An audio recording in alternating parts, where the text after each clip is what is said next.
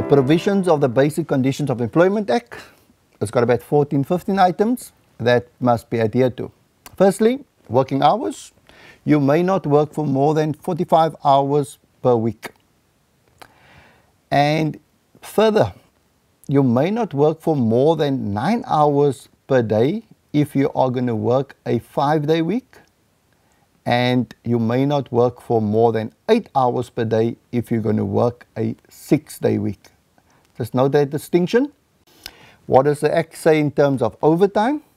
Firstly, overtime is by mutual agreement between the employer and employee. Very important. An employer cannot force an employee to work overtime. It must be by consensus or mutual agreement.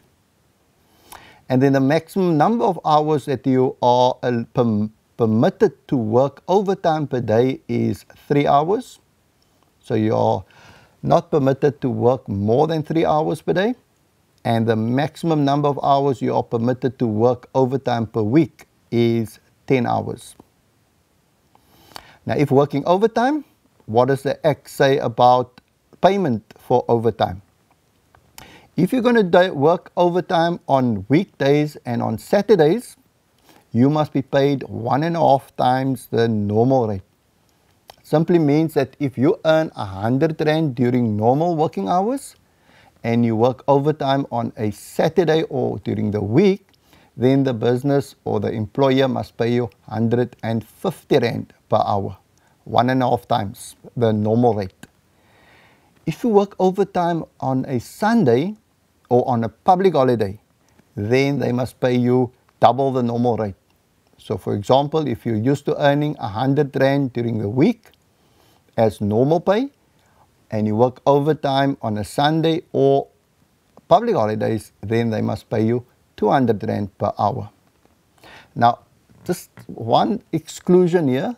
If your normal working hours is on a Sunday, and you get many people in a retail where they've got normal working hours, for example, somebody working at Pick n Pay or Macro, then that does not constitute overtime. What does the Act say in terms of meal breaks? You are allowed 1 hour meal break after working 5 hours continuously.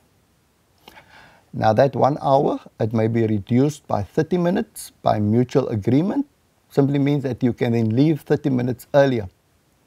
But if there's no mutual agreement, then you are entitled to a 1 hour work break after working 5 hours.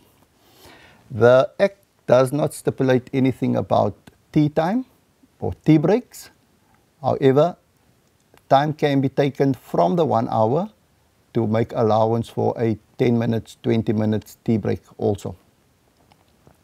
What does the Act say about night work? You are considered to work at night if during normal hours you work from 8 till 5 or 8 till 6. Night work is considered to be any work after 6 p.m. and before 6 a.m. the next morning.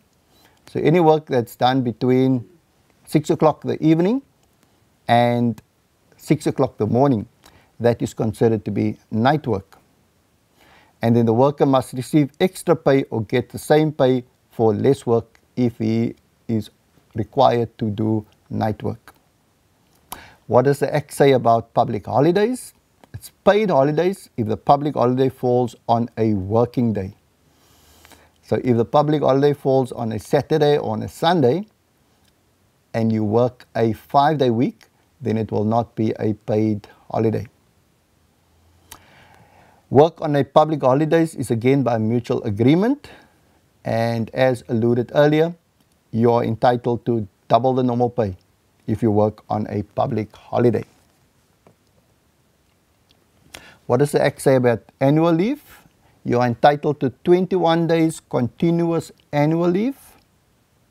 What does the Act say about sick leave? You can claim up to 6 weeks paid sick leave during a cycle. So after every 3 years, you are entitled to 6-week paid sick leave. Maternity leave. Pregnant women may take up to 4 months continuous maternity leave. The business, however, is not required or compelled to pay the pregnant woman for maternity leave. However, if they've contributed towards UIF, then they can claim from the UIF fund. What does the Act say about job information? New employees must receive a copy of their job description and working hours. I think that's critical, so that you only do the work that you are paid for. And this includes salary information and deductions that will be made each month. So as part of your contract, you should receive, it should state the salary that you will earn, and it must clearly indicate what deductions are also going to be made, so that you do not get surprises when you get your salary at the end of the month. What does the Act say about remuneration? It must be made on a regular basis as negotiated. So if they agree they're going to pay you on the 25th of every month, then you must be paid 25th of every month. You must also receive a payslip containing details of the payment and any deductions that were made. What does the Act say about termination of employment? Notice of termination of employment by the employer must be in writing. Due notice must be given in terms of the time stipulated on the employment contract. The notice period must be stipulated on the employment contract. So for example, if you work for 1 year, they could say you must give 1 month notice, but that must be stipulated. An employee may challenge dismissal if they consider these to be unfair through the CCMA and also through the Labour Court. What does the Act say about child labour?